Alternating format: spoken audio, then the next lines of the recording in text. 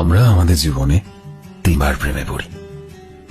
First love, যেটা আমাদের বাচ্চা বয়সেই শুরু হয়। এই ভালোবাসায় আমরা শুধু একে অপরের সাথে সময় কাটাতে পছন্দ করি।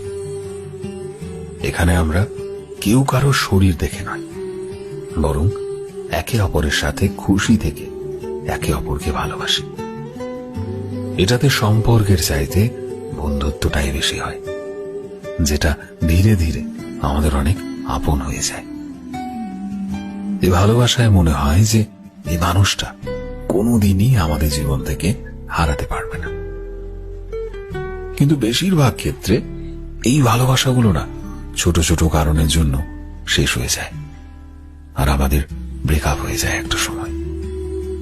তারপর আমরা আমাদের জীবনে দ্বিতীয়বার ভালোবাসায় পড়ি, আর এই দ্বিতীয়বার ভালোবাসায় পড়ার পর আমরা মনে করি এটাই তো আমাদের জীবনের সেই ভালোবাসা যেটা আমি এতদিন ধরে খুঁজে এসেছি।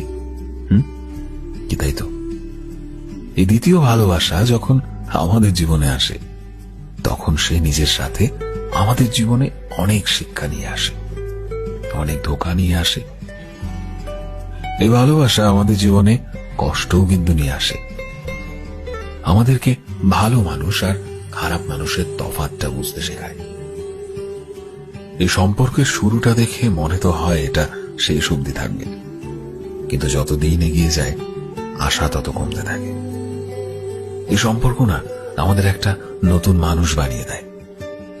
যখন তুমি এই সম্পর্কের থেকে বের হবে, তখন তুমি নিজেকে একজন আলাদা মানুষ হিসাবে দেখতে পাবে।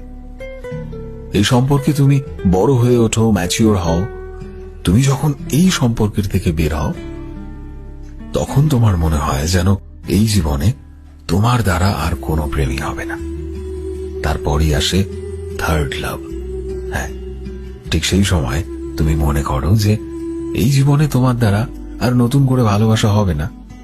তখনই একটা মানুষ তোমার জীবনে সারপ্রাইজের মতো এসে পড়ে, যে ভালোবাসাকে তোমার আলাদা করে খুঁজতে হয় না। তারা কিভাবে যেন তোমার জীবনে চলে আসে। আর এই মানুষগুলো যখনই তোমার জীবনে আসে, তখনই তুমি নিজেকে প্রশ্ন করো, এটা কি আসলেই ভালোবাসা? তুমি ভাবতে থাকো এটা কি আসলেই টিকবে, কারণ তুমি সেই সময় তোমার জীবনের পরিণতির দিকে এগোতে চাও, একটা স্টেবিলিটি চাও লাইফে।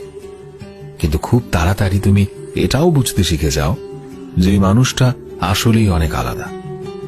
এই মানুষটার ভালোবাসার ধরন আসলেই আগের সম্পর্কগুলো থেকে আলাদা। তখন তুমি বুঝতে